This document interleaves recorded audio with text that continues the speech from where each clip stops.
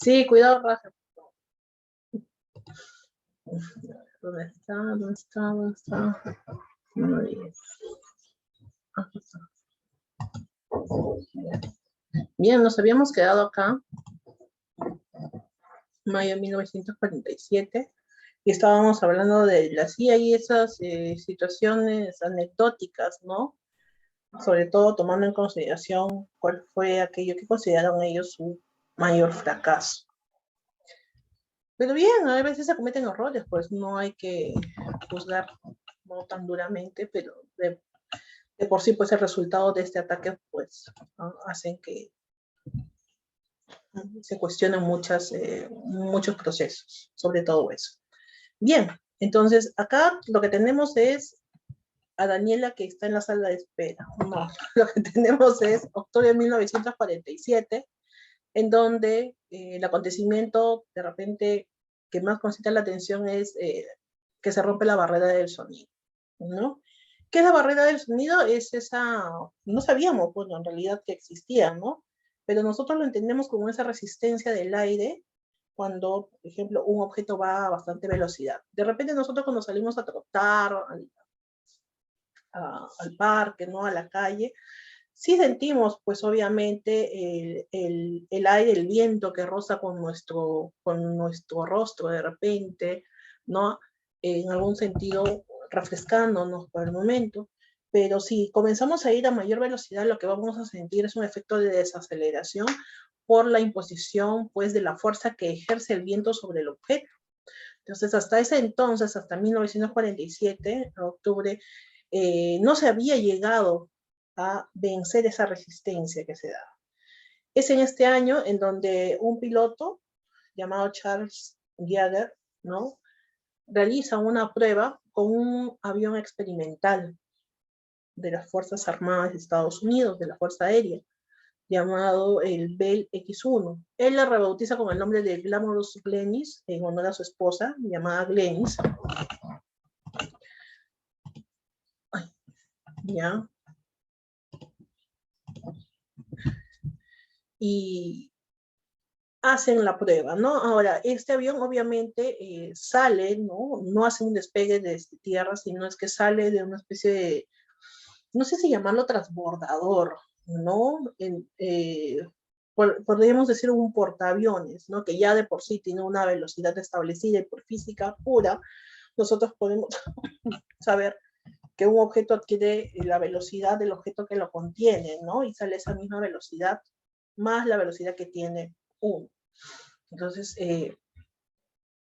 decimos, él sale de este portaaviones con una velocidad, le suma la velocidad que por sí ya tiene, y a esto suma la forma ergonómica que ya tenía también para ayudarlo a vencer, ¿no? Esta resistencia, y le llega a romper esa fuerza que ejerce el aire contra el objeto. Finalmente, pues lo que vemos es lo que nosotros consideramos, pues, un gran paso para lo que vendría a ser los descubrimientos posteriores, como por ejemplo los próximos lanzamientos de cohetes que se dan.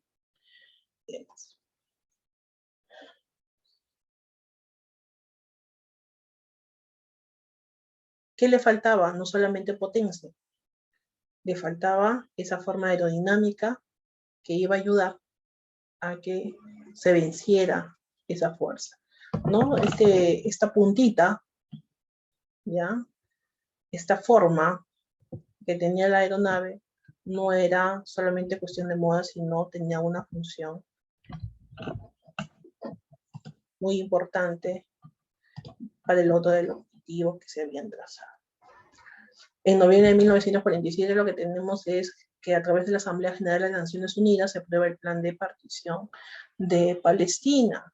¿Qué pasó en este plan de partición, no? Primero que nada se aprueba este plan de partición, o compartición, o repartición, podríamos entenderlo así, con la resolución número 181 de las Naciones Unidas, en donde lo que se establece es dividir, ¿no?, el territorio correspondiente a Palestina en dos estados, un estado judío y un estado árabe, ¿no?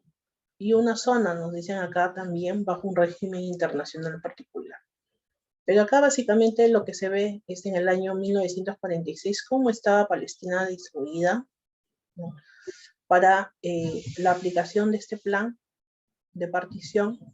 En 1947 vemos que ya se dividen en dos zonas marcadas, y entre 1949 y 1967, pues lo que observamos es cómo el territorio poco a poco fue cambiando en cuestión de hegemonía política.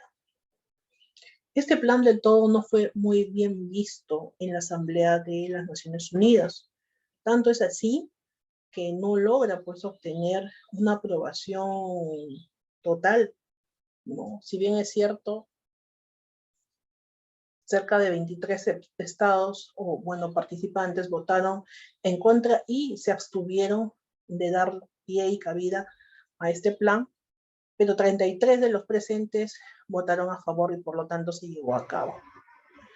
Es así que tras terminar la Segunda Guerra Mundial, ¿no?, toda la presión a nivel mundial cae de repente dentro de este territorio para que se pueda establecer también así un Estado judío, visto pues que justamente la población judía fue de repente una de las más perjudicadas, ¿no?, dentro de esta barbarie llevada a cabo por los alemanes. Entonces es así que justamente fue el gobierno británico aquel que estuvo luchando más porque se generara un Estado para los judíos, en donde ellos pudieran establecerse y conservar y hacer crecer su cultura.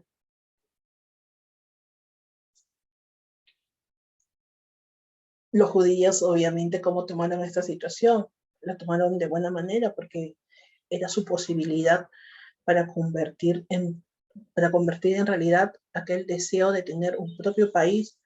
Pero los que estaban del otro lado, que era el Estado árabe, no quiso, ¿no?, generar ese tipo de situación. Si bien es cierto, en un primer momento la aceptan, después se genera un rechazo masivo contra esto y comienzan los enfrentamientos entre ambos bandos, ¿no?, entre árabes y judíos, los cuales comienzan, ni bien se aprueba este plan, bien grande, bien gracioso, ¿no? Ni bien se aprueba el plan, ya comienzan las peleas, ya comienzan los disturbios. Y estos comienzan a incrementarse, pues, a medida que pasa el tiempo. Finalmente, ¿cómo termina todo? ¿O cómo lo tenemos hasta el momento, no? Todas las fuerzas británicas que estaban a favor de los judíos lo que hacen es retirarse del territorio palestino y se proclama el Estado de Israel en junio de 1948, al año siguiente. Y desde ahí comienza pues toda esta serie de situaciones que hoy por hoy también estamos siendo testigos de repente a través de medios de comunicación en las guerras que se generan en Israel, ¿no? Las guerras generadas, por ejemplo, en la Franja de Gaza, que ustedes pueden apreciar por acá. Esa lucha por territorio, esa lucha por hegemonía, esa lucha por recursos de la zona. César Antonio nos habla muy bien, el domo de hierro.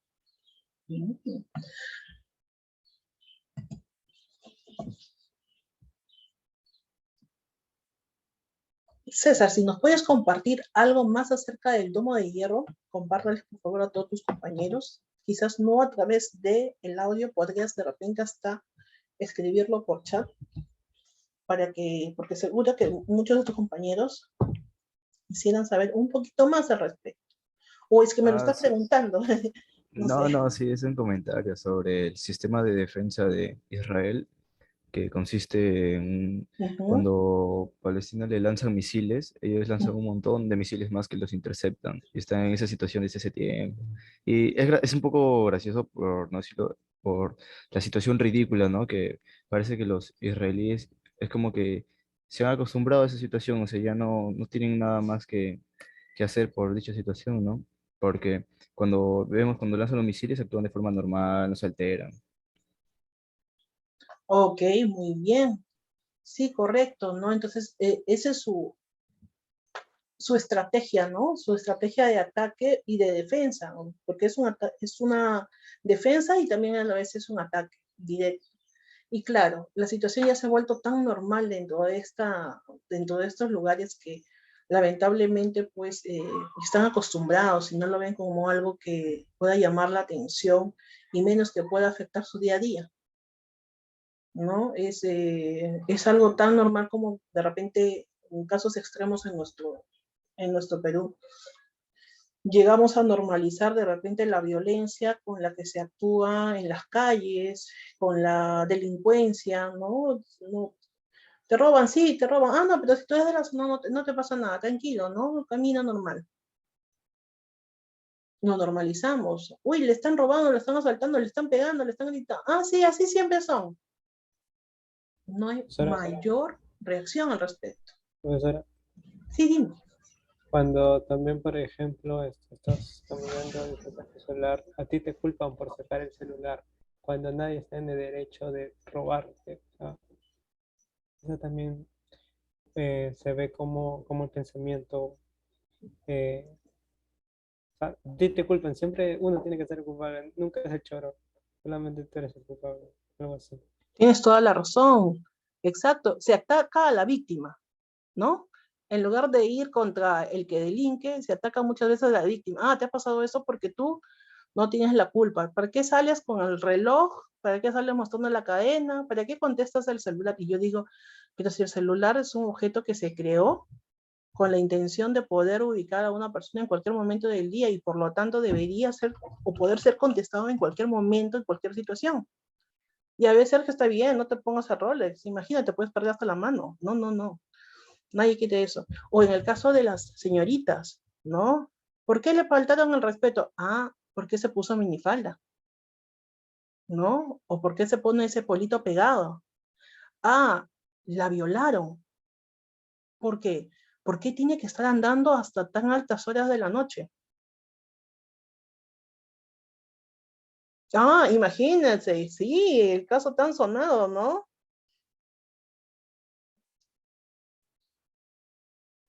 Le gusta salir, utiliza ropa interior de un determinado color, ah, entonces pues estaba buscando a que le suceda esto,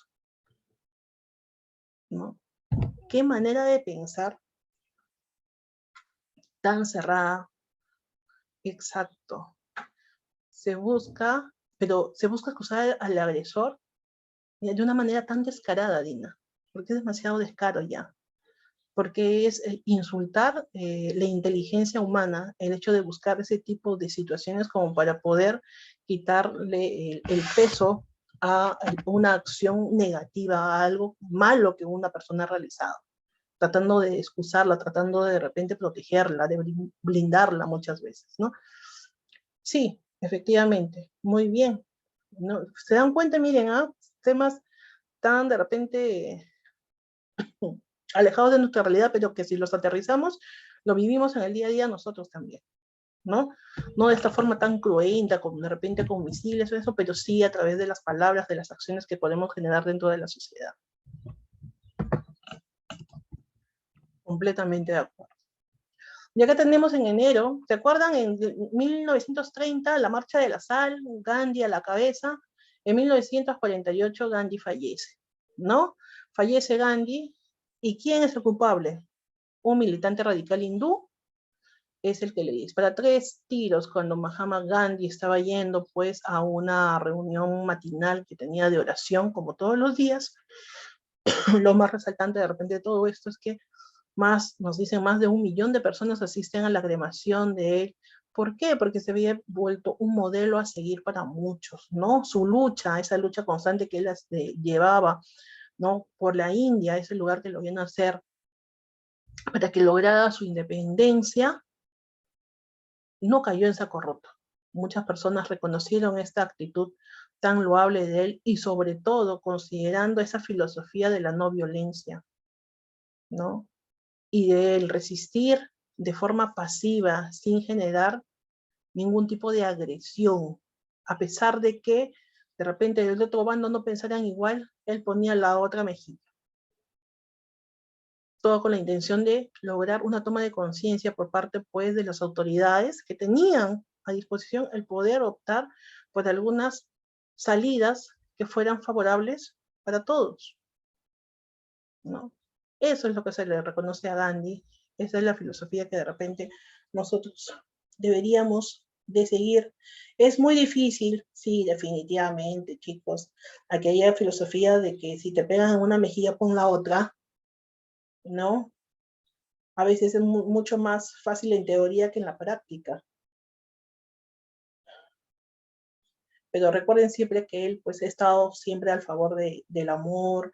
Dentro de los preceptos que él defendía estaba el hablar siempre con la verdad, el ser honesto y puro de sentimientos, el trabajar duro y todo lo que uno obtiene, ganarlo, pues, en función al esfuerzo que realiza y que se debe respetar todo lo que viene de las demás personas, considerando en primera instancia sus creencias, tratando de poder dar lo mejor de uno para todos, porque todos somos hermanos, ¿no? Imagínense qué bonita filosofía de vida, vivir en armonía de esta forma.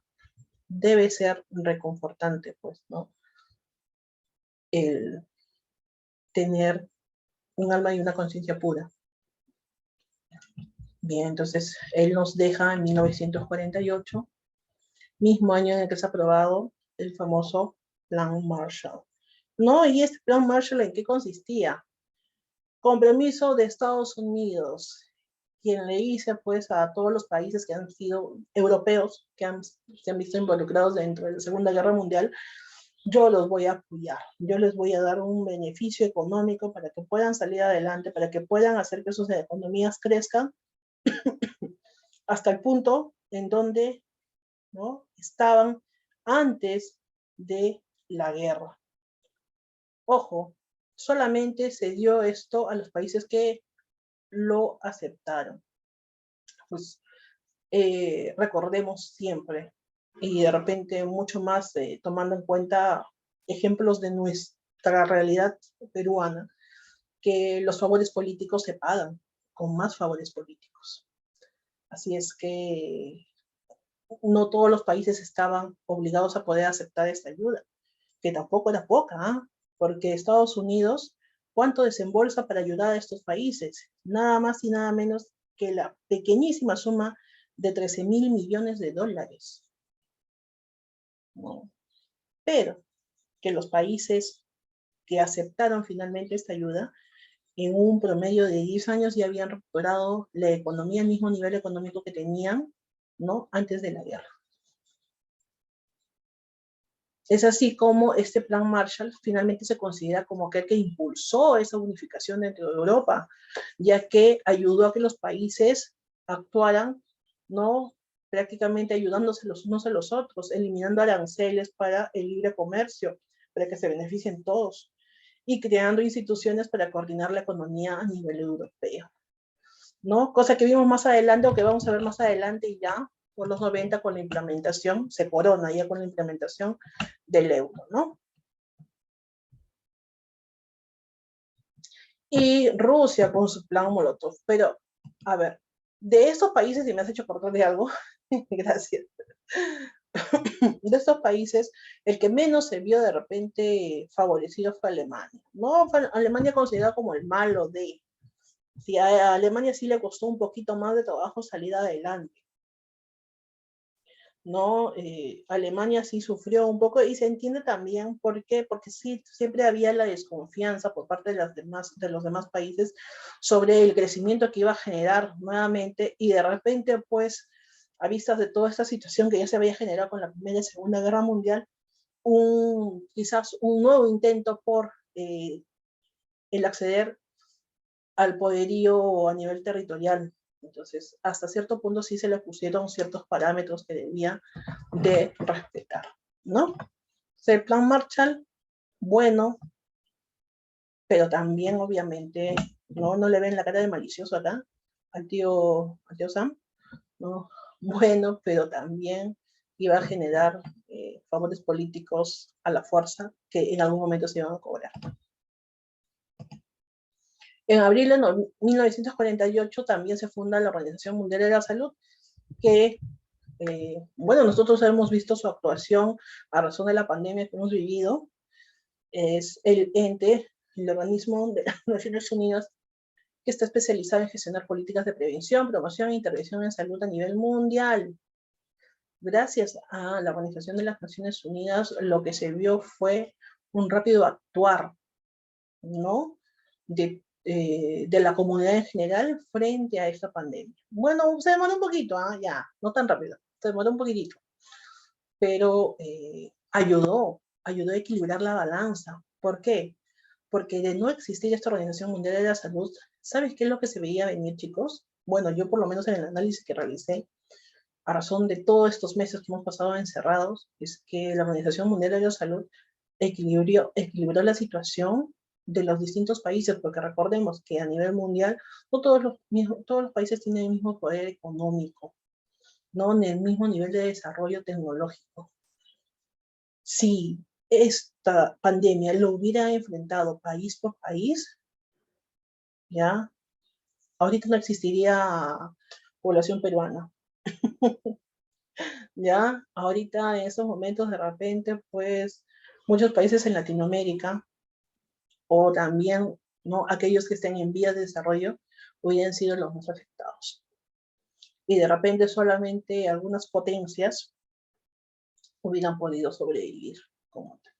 Pero gracias a la Organización Mundial de la Salud, que estableció políticas, que hizo un llamado al desarrollo de vacunas, ¿no?, de antídotos para combatir, y que debían ser puestos también, obviamente, a libre adquisición de los demás países, logrando ver hasta cierto punto el tema de abastecimiento para todos, gestionando protocolos, ¿no?, sacando comunicados y diciendo qué era cierto y qué cosa no era cierto, manteniendo la calma, haciendo recomendaciones, ¿no?, enviando a sus representantes a los distintos países para que puedan ver si es que los protocolos establecidos eran los correctos, si de repente, no sé, los medicamentos suministrados eran los adecuados. Entonces, todo eso lo vio la Organización Mundial de la Salud, que me parece muy bueno, porque si no, solamente algunos países, como que pasó al inicio, hubiesen acaparado, pues, ¿no?, la producción total de vacunas, por ejemplo. Y en ese momento tendríamos, pues, familias, de millones de familias, pues, afectadas, fragmentadas. ¿Qué más nos hubiera pasado? Yo, la verdad, doy mucho crédito a la Organización Mundial de la Salud. En diciembre de 1948, ¿qué sucede? Se abre McDonald's y se hace la Declaración Universal de los Derechos Humanos. ¿Quién abre McDonald's? Dos hermanos, Richard y Maurice McDonald.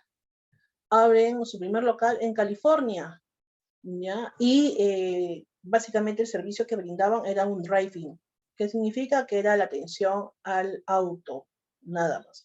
Pero con el paso del tiempo, pues obviamente comienzan a tener bastante aceptación dentro del público estadounidense, llegan a desarrollar mucho más locales y se convierte una gran franquicia, no solamente a nivel nacional, sino también internacional. Lo que se reconoce a McDonald's es esa gran capacidad que tiene para ajustarse a la cultura del país al que llega, ¿no?, generando los cambios necesarios dentro de la infraestructura de los mismos locales que tiene, hasta el tema también de la composición del producto fundamental, que puede ser el tema, por ejemplo, de las hamburguesas, ¿no?, cambiando en ciertos lugares las presentaciones y también hasta los insumos principales. Eso es algo que, por ejemplo, se tiene que notar. Obviamente también ha sido blanco de una serie de situaciones que, bueno, hasta el día de hoy no se sabe si son mitos o no, como por ejemplo en el caso que se desató y que se estudia en muchos libros de marketing, de servicios, que era lo correspondiente a la generación de granjas de roedores, ¿ya? Sí, lo escuché también, granjas de roedores, ¿ya? Eso es en Estados Unidos, que tenían ellos, ¿ya? Y de los cuales, pues, se abastecían para hacer las hamburguesas, ¿no?, de esa carne. ¿Será cierto? No sé, Esos dicen que es mito. Pero, ojo, es caso de estudios. Si van háganme caso, ¿no? Busquen en los libros, por ejemplo, de Kotler, ya en los de marketing de servicios, existe ese caso. Ah, sí, ya ves. No, pero mira, el mismo Kotler. Kotler lo analiza mucho mejor, definitivamente. Pero sí, eso surgió. En nuestro país eso no estaba permitido, pero de acuerdo a la legislación estadounidense, sí, sí lo permitía en esa época. Lo permitía, claro, obviamente teniendo en consideración todas las medidas de seguridad y demás, porque al final carne es carne, ¿no? En China la comen, ¿no? En China, ¿qué no comen, chicos? De verdad me he sorprendido. Al Perú llegaron allá por el año de 1995, 96, pero el segmento de mercado al cual iban dirigidos no es el mismo con el que nacieron en Estados Unidos, porque en Estados Unidos iban dirigidos al segmento de mercado CD, más bajo. Y en cambio, cuando llegan acá al Perú van y apuntan al AB, con el mismo producto, ¿ah? Ojo, franquicia, sociedad que mantenía todo el know-how intacto. Raro, ¿no? Raro esas cosas que pasan, que solamente pasan acá.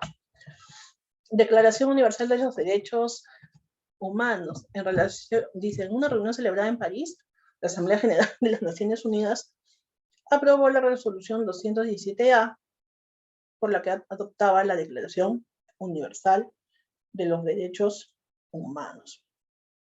¿Y qué podemos decir con relación a esta Declaración Universal? Bueno, en sí el documento, ¿por quién fue preparado? Fue preparado por una serie de representantes legales, ¿no? Y culturales que venían de distintos países. ¿Por qué? Porque obviamente tenía que ser visto y analizado desde diferentes perspectivas, con la intención de que aquello que resultara beneficioso, fuera justo de repente dentro de un marco cultural, también lo fuera o se sintiese igual en otra realidad, ¿no? Y todo esto con la intención de que, de poder tener un trato justo, tomando al ser humano, ¿ya? Como el centro de todas las políticas que se deberían generar como razón y finalidad para la generación de bienestar dentro de la sociedad. Está al mismo nivel. Está en diciembre de 1948, sí, un poquito más, de acuerdo a las fechas.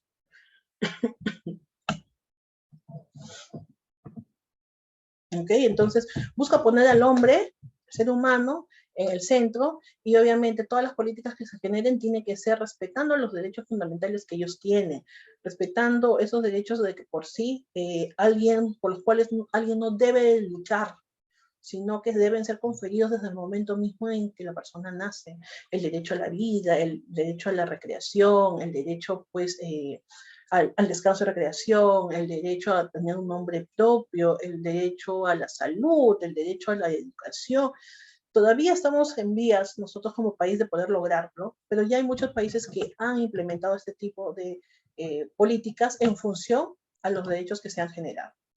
En septiembre de 1949 fallece George Strauss, ¿no? Richard George Strauss, que, alemán, ojo, miren, 1949, alemán, compositor y director de orquesta, y obviamente también influenció profundamente dentro del desarrollo de la música del siglo XX.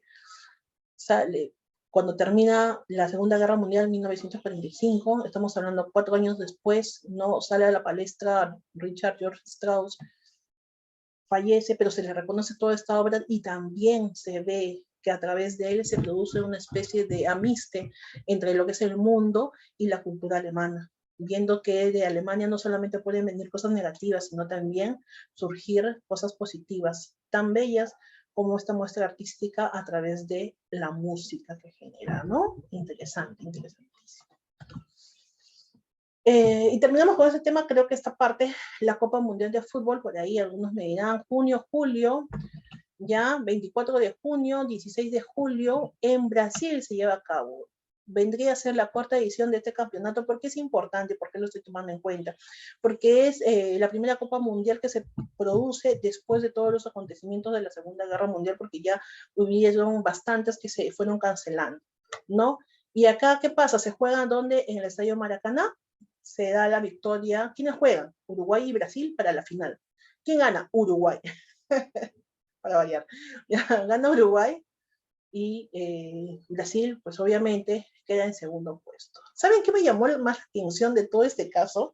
Y que de repente suele pasar, y de repente también, dentro de mi lógica, yo no lo entiendo mucho, que ¿cuál fue la situación de Brasil? Obviamente una situación de desconsuelo total dentro de la población brasilera, pero dentro de este marco que se generó, comenzó a sucederse una ola de suicidios, es decir, que las personas comenzaron, a razón de la pérdida de este partido, comenzaron a suicidarse porque no soportaban el hecho de haber perdido y menos de haber perdido como locales.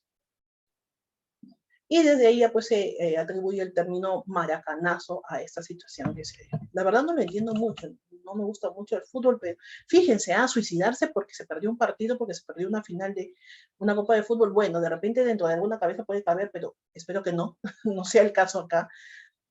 Sin embargo, sí, ¿no? Sí, suena a esto, exacto. Ay, Dios mío, Westin, esa lógica, ese razonamiento, pero tienes razón, ¿ah? Viéndolo bien, sí. ¿Qué será? No sé, mañana, ¿qué será? Mañana es el cumpleaños de mi mamá, así es que en eso nada más preocupo. Chicos, se va a cortar. Se corta, ingresamos en 10 minutitos, ¿ya? Ahí está Vanessa poniendo la nota optimista. Muy bien. Vas a estudiar el doble, Westin, vas a estudiar el doble. Muy bien, chicos, nos estamos viendo entonces en 10 minutitos. Ahorita se corta y se genera el video para subir. Seguimos conversando después regresando.